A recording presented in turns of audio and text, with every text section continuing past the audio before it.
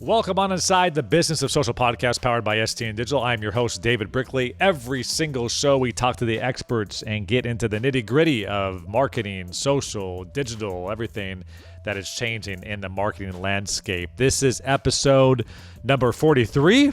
Producer Will, we got a bunch of 43s here. We got Richard Petty. We've never done a NASCAR driver. We could have had a lot of NASCAR drivers before. I know Jeff Gardner's 24. But Richard Petty is a 43. Troy Polamalu is... Did we just have a low 43, sound like? All we have is two? Three. We have Eckersley, Paul. Oh, Dennis Eckersley. Yeah. I think we go NASCAR.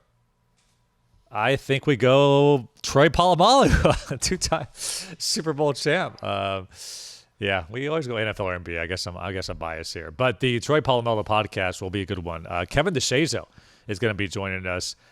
Very interesting. He actually was recommended to us by Katie Cavender over at the College Football Playoff, and he owns a company called Fieldhouse Media. They help college athletes, coaches, and administrators be better on social media. He also wrote a book called Leadership Interrupted, Daily Inspiration to Become the Leader You Want or You Meant to Be. And then he also is part of Culture Wins, where he helps teams create championship culture. So definitely in the sports space, definitely comes from a social background. But what I'm really interested in, and I think a different take on this episode will be the team. I think we all manage teams, and ultimately you're only as good as your people. And oftentimes we talk so much about IGTV and granular aspects of like analytics and what tools we use, and that's great. But I wanted to really pick somebody's brain on the team, culture, how you can inspire, how you can let people know about your vision, and ultimately without the team, you can't have success. So we'll dig into that and much more. Once again, from Fieldhouse Media and Culture Wins, Kevin DeShazo on the Business of Social podcast, episode 43. All right, he is the author of the book Leadership Interrupted, Daily Inspiration to Become the Leader You Want to Be. He founded Fieldhouse Media. They help college athletes, coaches, and administrators become better on social. And he also helps lead leaders and teams create championship culture with Culture Wins. Kevin DeShazo joins us on the Business of Social. Kevin, thanks so much for the time.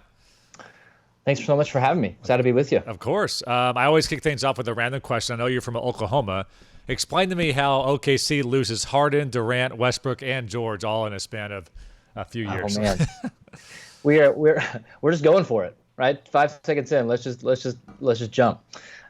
Very carefully is how you lose all those pieces. You almost have to try to do that, right? You do. That's Yeah. right. You know, and I love Sam Presti, and I don't want to pretend to know what an NBA GM goes through, but it's, as a fan, right? It's, you go from having this, like we call them Thunder U, right? Because when we had all three of them, they were so young. Yeah. And we are a college town. We've had to learn how to be a pro town because it's our first pro team in the state. And so there's a lot of Oklahoma State fans, a lot of OU fans. And so we didn't know how to be pro sport, just a different dynamic, right? In the audience and the crowd. And so it made it a lot of fun. It's like a college atmosphere. And then all of a sudden you wake up and, I mean, it was in the middle of an OU football game and Harden's gone.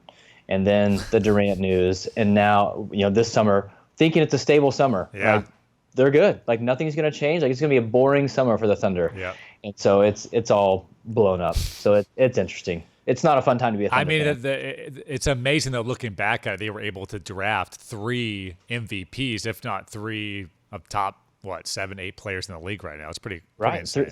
Three. I mean, I think it's a lock. I don't think it's probably a debate, but 3 future Hall of Famers. Yeah, 100%. And it really is. And some of Durant was a pretty easy pick.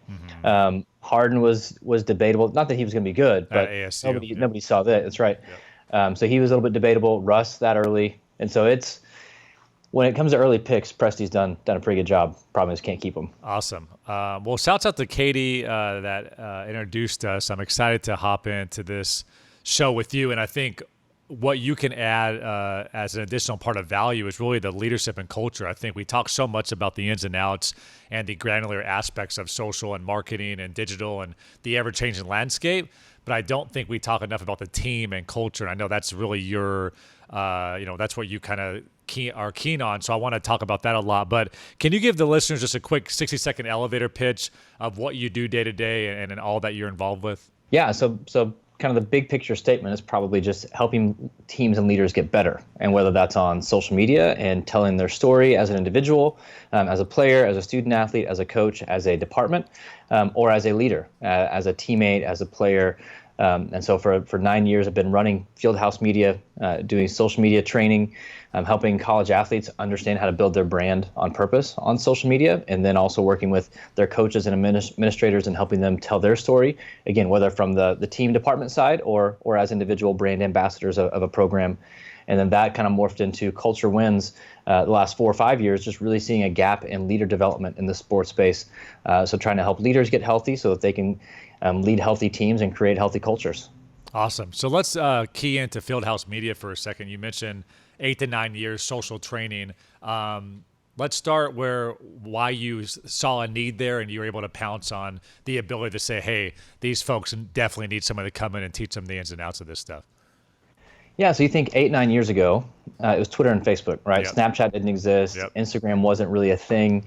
And the conversation around social, especially for college athletes, was all negative, right? They shouldn't be allowed to use it. Coaches were banning their players from using it. It was a fear-based time, right? Because everything was so new.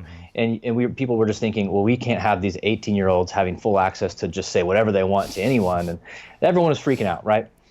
And I was just a sports fan on Twitter who saw people using social media for good things, right? To build their own brand around, if they're an author or their nonprofit or whatever it was. And I saw the community created among sports fans. You know, again, being Oklahoma City, there'd be 400 of us. We don't know each other, but we're all Oklahoma City Thunder fans in Oklahoma City interacting on Twitter. So the community aspect. But I just kept seeing student athletes either get in trouble or the negativity. And I thought, this doesn't have to be this way. Why can it be such a good thing for so many people and it has to be negative for this group? And so I thought, well, someone needs to talk to student athletes, not just about the risks, but let's make social media a win, right? Because if they can understand how to use it well, it's a win for them today, it's a win for them tomorrow, and it's a win for the program because they're the best brand ambassadors a team has. And so I didn't know anyone in the sports world. Again, I was just a sports fan with a Twitter account, but used Twitter to connect with ADs, with SID, whoever I could find, to share this idea that social media doesn't have to be the bad guy. And so that was really the genesis of it. Is this can be a really powerful and positive thing if we are intentional with it and have the right approach with it. Well, I'm sure when you first started, I mean, the game has changed so much, even from an ambassador athlete standpoint. If you build your brand now, that can help you get paid in the future. So that's, I'm sure, a change with the monetization of social. But going back to 8 or 9 years ago when you first started training, what were some of those key tenets that are still true to this day? Yeah, and it's really interesting because I think back to that time, the conversations that I was having with administrators were, will you come in and scare our kids off of social media, right? It wasn't help them use it well. It was, will you come scare them from either using it or making a career-ending mistake off of it, right? And I would always just say, sure, even though that wasn't going to be the message I was going to give. If that got me on campus, that got me on campus. Right. But I think, and you're right, it's crazy how it's shifted because it's gone from ban them from using it or scare them from using it to now can we get players content. Distribution, yeah. Yeah, so it's just such a massive shift, which is great. And taking a decade to get there, but I think the same principles still apply. It's like, what's your purpose? You're a student athlete and what? Or you're a pro athlete and what? What story are you going to tell about yourself? How can you, if I'm a 19-year-old college football player, how can I show 17-year-old college football players why they should play here at Alabama or at Clemson or whatever program? Like, I can show you the culture of our team, of this campus, but that's also going to show maybe you're a third-string player at Clemson. Well, you're not going to go pro, odds are, but you can set yourself up still to get paid in the future, right? Maybe it's to go into broadcasting, maybe it's going to sales, maybe it's to be a teacher or whatever. That's still going to impact your ability to get paid in the future. And so it's what can you do in these 4 years to set yourself up for the next 40? And it's getting them to think at a higher level, because most of them, they're not choosing to be immature or inappropriate on social media. They are immature, right? They're 19 years old. Yeah. And even at this point, where so many of them now have come into college with huge followings, they still don't fully get it, right? They have 200,000 followers. Look at Zion. He comes into Duke with 1 million followers. But it's getting them to just think at a higher level, not to be boring, not to be safe, but to be intentional. Like, how am I representing myself? Let's use Zion as an example. I think that's great. I actually am interested in what you've seen and what you try to preach in terms of the fear tactics, because Zion, you got 1 million followers, you got a potential $100 million Nike deal on the table, you're going to be a potential franchise altering player. I can't have you at a party chugging beer. I can't, some of those things that maybe your average college person would do. So let's use him as an example. What are some of the things you're like, dude, make sure you don't do ABC. Make sure you watch out for XYZ. Great example, because for him, there is significant costs, right? For most people, it's you're in the headlines for a couple days. It's a little bit embarrassing. It's really not going to be as drastic as anyone makes it out to be, right? For him, could be multi-million-dollar deal, could be draft pick, all sorts of stuff. And so you're 18, 19 years old. Go live your life. Nobody's telling you to not be a kid. You just got to, but the problem is you also can't be a kid, right? It's this dynamic. Be a kid, go enjoy life, but you have to start thinking like you're a business. You have to start thinking like you're a brand. And so go to a party. Great. Like you should go to a party. You've got to think about what you're doing at that party. Yeah. You've got to think about what eyes are on you at that party. So it's not even, for him, it's not even about what he's going to document. Yeah. It's about what we're going to document him doing.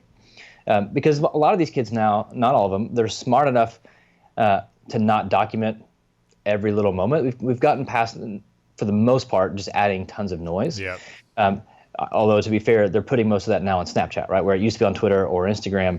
The day-to-day kind of noisy stuff ends up on Snapchat. But for them, it's the awareness of, hey, you don't need to post everything, right? If you're not posting stuff for your friends, you're posting stuff for the world.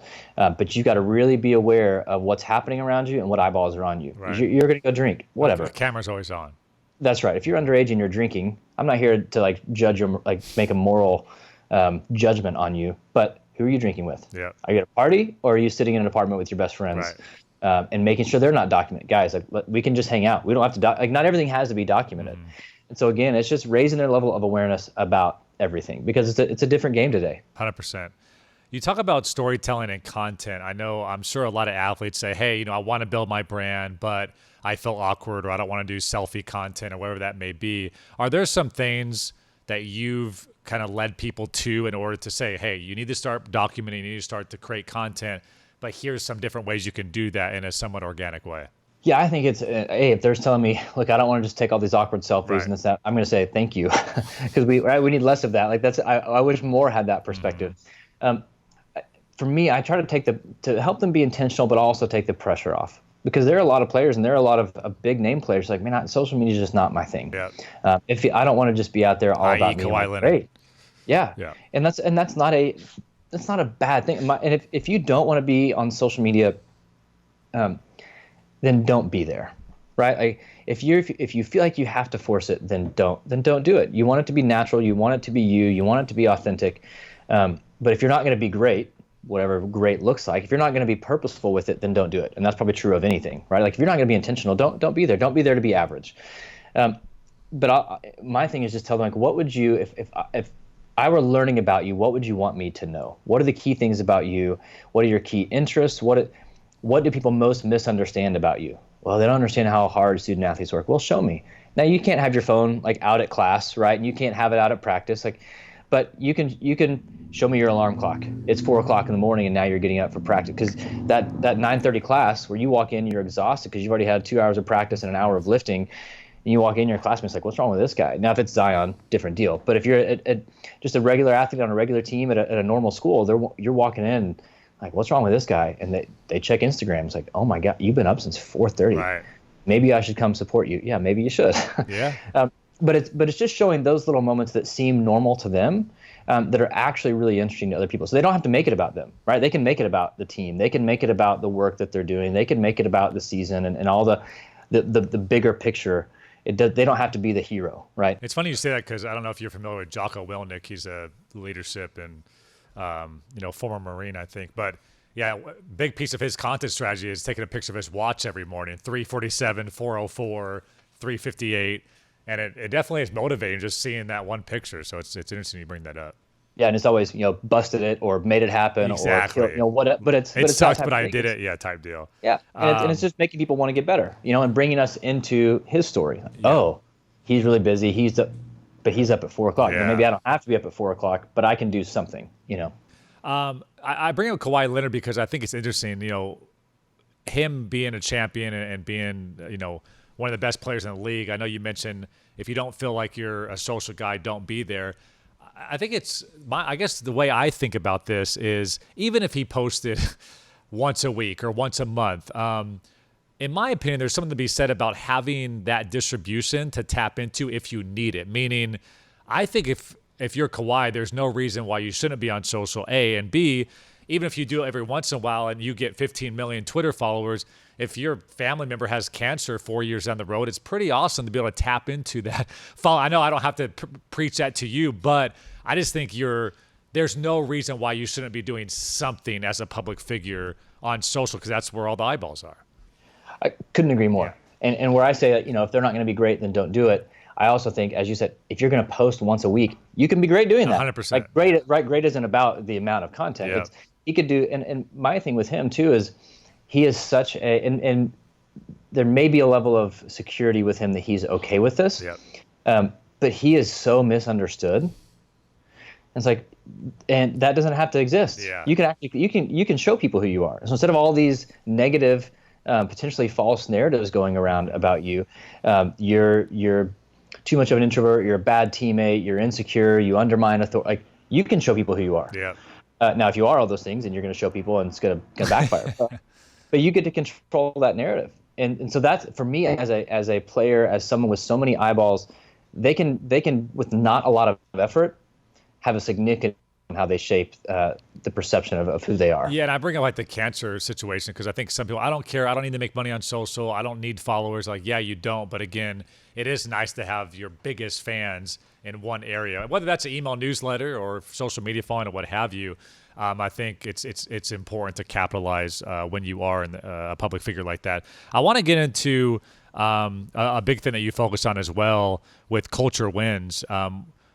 It sounded like you were doing Fieldhouse Media, you were doing this social strategy, and you found a big gaping hole of empowering leaders and making sure team first when it came to these different organizations. Yeah, I kept getting to have conversations with ADs, with head coaches, with higher level leaders in organizations, just to hear what's really going on with their teams and their organizations, good and bad, stress levels, pain points.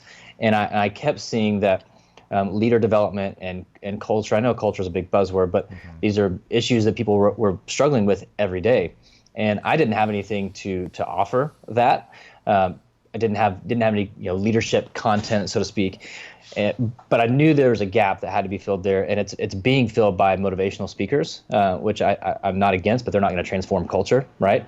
They're fun, they're entertaining, but they're not going to provide you with actual building blocks of transformation. And so I didn't know what to do, so I just started a daily email, just to email leaders in the space and to encourage them, to challenge them, inspire them, and that led to them a few saying, "Hey, will you come out and do a team retreat? We need to do a staff retreat. Can you lead that?" I'm like, "Nope." I don't have a system or content. I just have ideas that I put into an email. And so I partnered with an organization called Giant Worldwide, and they do stuff with U.S. Air Force, with Google, with Chick-fil-A, with Delta, BMW, around the globe, large organizations down to small mom and pop shops, nonprofits, and their co-founder was a good friend. And so I said, "Man, here's what I've got. I know what you're doing.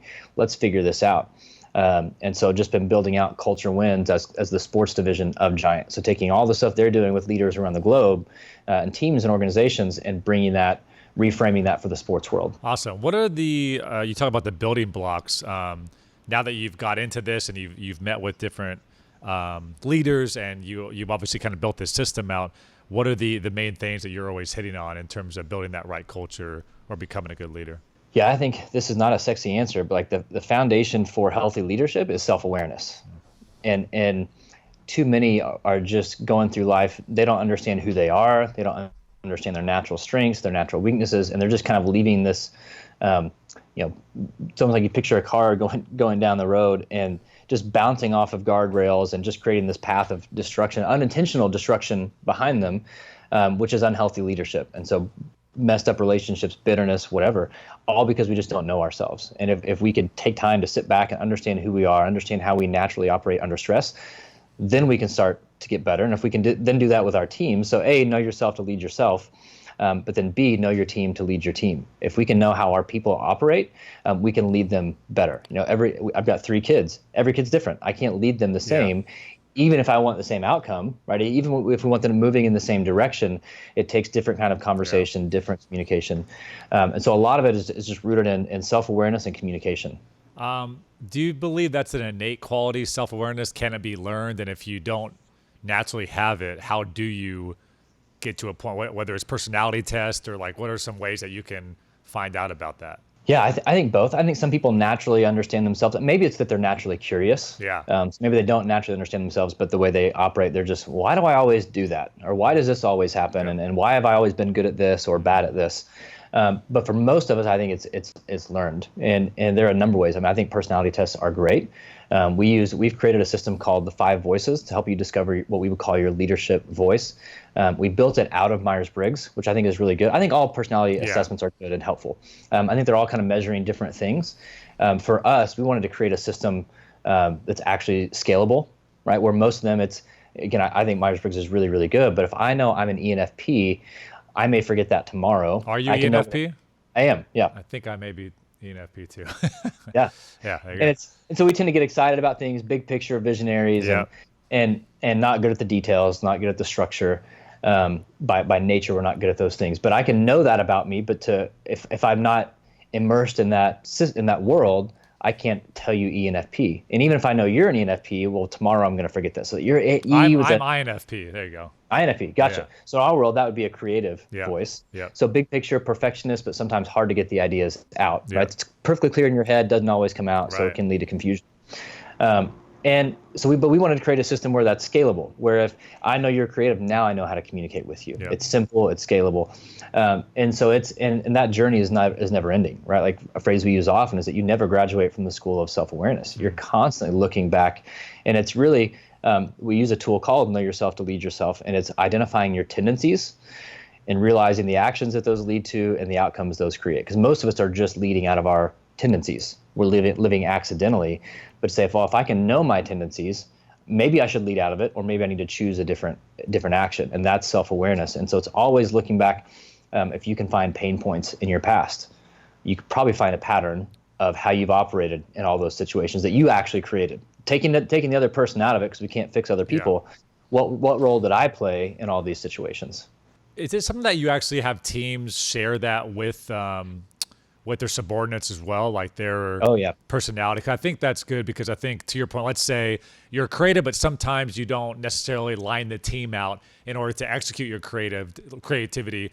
Just telling that to your team, saying, listen, I know sometimes I may not clearly so just call me on it if that's the case. That's right. And I'm going to try to do a better job of always following up with an email of exactly what I need with a deadline, et cetera, type thing. That's right. And that's a perfect example. So typically we're going to do this. Sometimes we're one-on-one with a leader, but almost every situation, we're also going to include the team. So we may have a one-on-one, go deep with the leader, but then it's have a team session, because language shapes culture. So if we can get them all speaking the same language and just raising their level of awareness, is like, oh, now I know okay, now it makes sense. Now I get why there's frustration. You're not trying to be confusing. It's just not always coming out. Okay, and great. And a lot of people take that stuff personal, like you're trying to undermine them, or you're trying to, and ultimately people aren't doing that, just who they are type deal. We just don't understand people. And we're operating not only out of our lack of self-awareness, but out of our insecurity. And so like we feel everything becomes defensive instead of believing the best in people. But if I know you and know who you are and how you're wired, then I can say, okay, whatever he said didn't fully make sense, so I'm going to ask more questions. Right. Hey, here's what I heard. Is that what you said? Oh no, that's not what I meant. But it gives people a language to actually communicate and then be able to move forward together, instead of you kind of start to eliminate all the having to pull people to get to the vision, or all this drama and frustration that's just a result of miscommunication. Have you read Radical Candor before? Yeah, love it. Yeah, I think that's a book that I had my team read recently, and that's been really, really good. One thing a business coach of mine said, and I thought was good, was, is there any distance between us? Just asking that question with your leader or your colleague. Is there anything that, kind of irritated you, or kind of just on the tip of your tongue? And that's been, I think, super helpful, just being just open. And I think everybody appreciates, I'm sure you've seen in your history as well, just like people like candidness, and they like to just keep it 100 with each other but a lot of people don't want to do it because that's a very uncomfortable feeling and uncomfortable Yes. situation. Yeah. That's the key. So you nailed all of it. Yeah. In that, Google did a study. I think it was called Project Aristotle, where the key to healthy teams is psychological safety. That means people feel valued, they feel heard, they feel known, and we have a tool that we use looking at what makes up a high-performing team, and it's communication, it's relationships, it's alignment, it's execution, it's capacity. Well, most leaders are focusing on execution and alignment, right? We're not selling enough, we're not winning enough, we're not getting enough results, producing enough widgets, and that's where all the focus is. And when you focus on that, you get burnout and you get compliance, right? People are just doing the job because they're paid to do the job. And it's easy to focus there because systems and structures don't have feelings, they don't have moods, they don't have personalities or bad days or stress. But the key to great teams is actually focusing on the communication and relationships. When those are healthy, execution comes naturally, right? Because if we trust each other, we have a good relationship. Yeah. Now I trust the vision that you're sharing for the team. I trust the work. But that's difficult to do because it's people. And that requires, as leaders, it requires us to get vulnerable, which everyone's terrified of doing. Yeah. It's like, well, what if they see that I don't know anything? Well, A, you do know things. But like they're not going to attack you. Like, these people are here for a reason. Like they believe you, they trust in you. The more you can show, maybe, hey guys, I don't know enough about the topic. What do you guys think? Oh, he wants to hear our opinion, or she wants to know. It's like those situations actually build influence, right? We convince ourselves out of insecurity that it's the opposite, but they actually build influence when we can be vulnerable and just say, hey, are we good? Is there distance between us? Because they're terrified to bring it up to a boss. Yeah. Well, but usually they're going to say, I'm glad you asked. This actually really frustrated me. I don't think this was your intent, but this is how I took it. I think one thing I've done a few times that's worked really well as a leader, and I don't think enough leaders do it. Hey guys, I messed up. What I did last week, that was not the right decision. I thought it was a good move. I thought it was important, but ultimately it just wasn't right. And I learned from it, and going forward, I won't do that. Like just that, like humility, I think for a team, because everybody can appreciate that. Like I'm just a dude. I'm just trying to make the decision and using all the info I have at my disposal, and I'm not going to be 100% right all the time. But I think a lot of leaders feel like they have to be perfect for their team all the time. They have unhealthy expectations on themselves, which becomes a burden, but they also wear what they think are unhealthy expectations of them from their team, which aren't true, right? Nobody expects a leader to be perfect. But what you're doing, that the humility is such a huge piece, and it's that also when you can admit I screwed up, I was wrong. You're giving your team permission to be wrong and screw up. I love that, right? Because if they think that you're trying to be perfect, they think they have to be perfect. It's like, no, we're all just trying to do the best we can, and even with good intent, we're going to screw up. Yep. And if we can just be honest, we can move forward with that. I think you may have an interesting take on this because I've seen it with college departments in particular. They're often somewhat underpaid. They're often understaffed. They're often asked to do 19 different things at once, especially when you look at like a social media department or an AD or SIDs, I should say. They're working on 5 different sports. So when it comes to long hours and wearing a bunch of different hats from a leadership standpoint, when you may not have the budget to have the team of 6 that you need, and you only have a team of 2 and they're go-getters, how do you approach that? 'Cause I'm sure you've ran into that quite a bit. Yeah, it's a great point, and I think a couple of things. Number one, don't compare yourself to other programs, right? Because that's a really easy way to get frustrated. Well, if they've got 2 other staffers and they've got great, you don't. So comparing isn't going to make your situation any better. And maybe you should. Again, doesn't matter. That's a discussion to have with the AD at a different time. Yeah. But you have what you have, and you are where you are. And so you can either complain about that, which is not going to fix it. You can leave, which may be at some point the right choice, depending on the culture and the situation. Or you can say, this is where we are. How do we be the best that we can with what we have? And again, Clemson gets a lot of pub in the college sports space. Well, you're not there to be Clemson, right? And so it's acknowledging and having realistic expectations for yourself and for your team. The other piece is, as a leader, you chose to be there. As the team, they chose to be there. So if we're making the choice to be here, let's be here. And let's not be bitter about that. Let's say, hey, we've actually got it pretty good. Yes, we're going to have long hours. Yes, we're probably going to be underpaid, but we also chose to be here. Yeah. And so let's have some fun. We're going to work our tails off. It's at will employment. You're happy to right. Yeah. Like and a lot of people would love to be in that situation, underpaid and overworked in college sports, and in a stadium with where 50,000 people are paying to be there, you're paid to be there. And so I think perspective is a really critical thing. But I think for leaders in the midst of all that busyness and work and long hours, it's easy to forget that we're actually there for people. And so to make relationships, make connections, like you've got to be checking in with your people all the time. Yeah. If they feel, and acknowledging, hey, I know this is a long week. Are you okay? Do you need anything? Hey, why don't you take tomorrow morning, come in at 10, whatever. Yeah. It's little things that seem like no big deal to you, but they go so far with your people. A small encouragement, hey, great job with that. Like you forgot an hour later that you've even mentioned it to them. To them, that encouragement, that compliment sits with them for months. It's like, man, they acknowledged my work. And so I think it's having perspective and being intentional to be present with people in the midst of all the work. Do you have a cadence of one-on-ones that you recommend or have seen be super useful? There's no Hard, fast magic rule. Yeah, I think it's knowing your people and the rhythm of your staff well enough. I think. What would be minimum, do you think? Yeah, I was gonna say you want to do it minimum once a quarter. Yeah. And I think once a month would be great Yeah. if you can. To some leaders, it's just not feasible. But you don't want to do it twice a year. I don't think that's near So enough. one-on-one, at least 30 minutes, and just like, how are things going? How can I help you? All those things. That's right. Okay. In terms of, well, I think, and there's formal versus informal, right? So formal, at least once a quarter. Informal, all the time. Yeah. Right. You're checking as you pass in the hallway, or you're running to an event. Do you need anything? Is everything all right? If you know what's going on with their family, just little informal moments like that. 100%.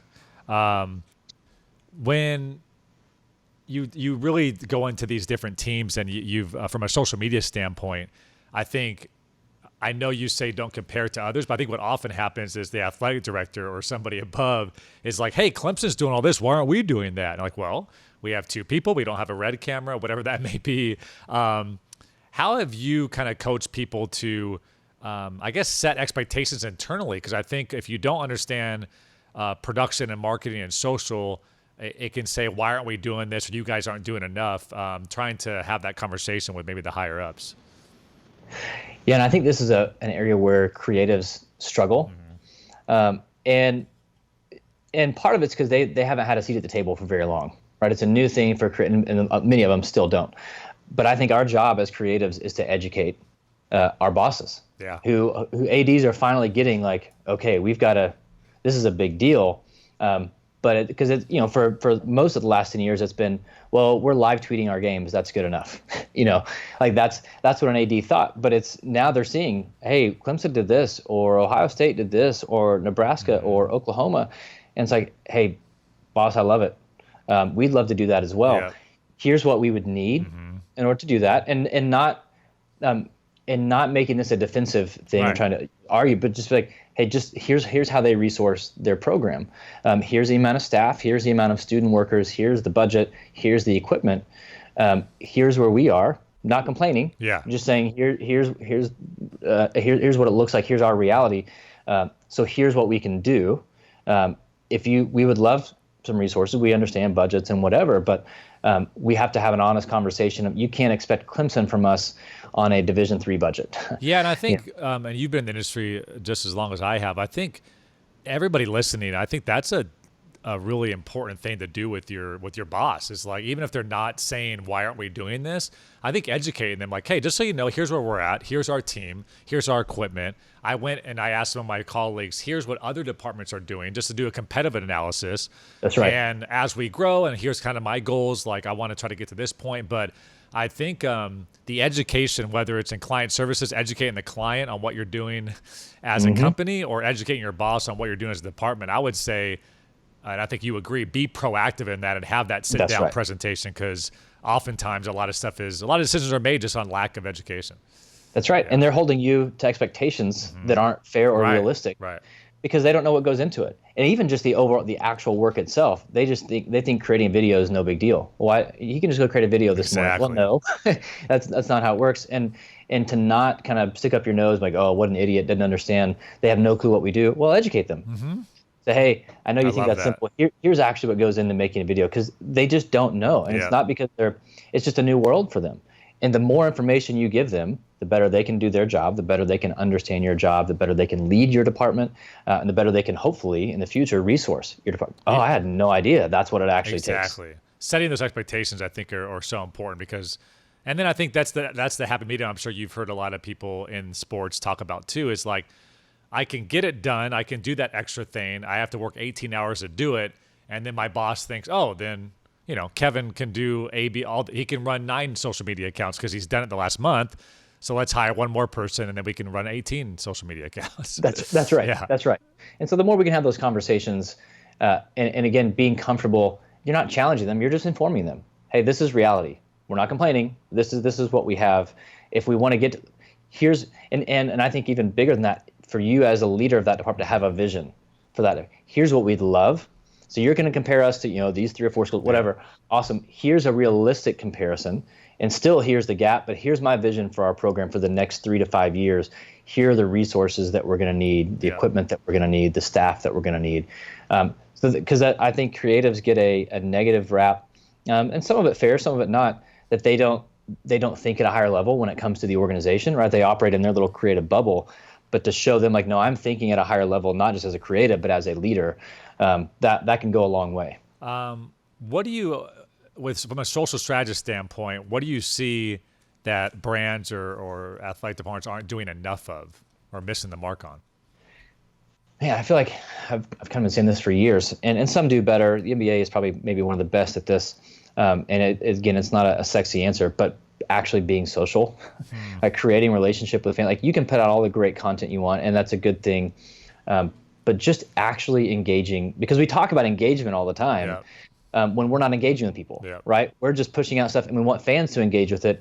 And it's amazing, and it's tough because to try to resource someone to just reply to all the comments or some of the comments, I get that can be a burden, and it's not doesn't look as cool as a great graphic or video or whatever. But it's like that's actually creating real relationship, real engagement, real connection. Whether you're an individual, right? You're an AD or you're an athlete, or it's the actual program and the team. Those things go such a long way. What have you done in terms of value, like in terms of explaining the value internally at a department? Because that's a great point. Let's hire a part-time person or let's hire an intern to just help us with community management, responding to fans, customer service, things like that. But ultimately, there may not be a sexy ROI number to that position. Have you dealt with that before? And if so, like, how do you help navigate those conversations? Yeah, I think the main question I ask people is, how do you want people to feel about your team? How do you want them to feel about your brand? Like, we can talk ticket sales, we can talk all these things, but social can obviously help the bottom line of the business in very direct and tangible ways. But so much of it is feeling, and in a market, in a time where the attention of your fans, there's a massive battle, and it doesn't matter if they grew up a Cubs fan. Like they've got so many other things now, just bombarding them for their attention, for their engagement, for their affinity. It's like, how are you? Don't take it for granted. They're not just going to be there just because their dad was there or whatever. Some will. But we've got to get past that nostalgia tradition thing and be like, no. Like, how do you want people to really feel about your brand when you're winning or when you're losing? And how are you going to let's reverse engineer that? If you want them to think that way, then what are we going to actually do to create that feeling? Yep.